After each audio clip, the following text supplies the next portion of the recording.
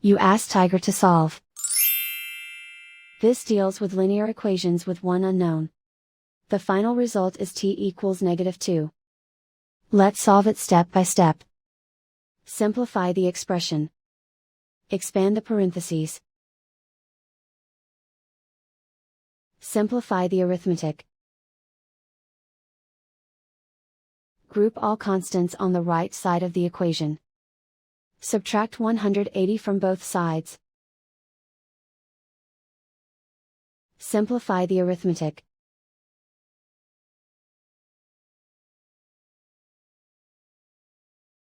Isolate the t.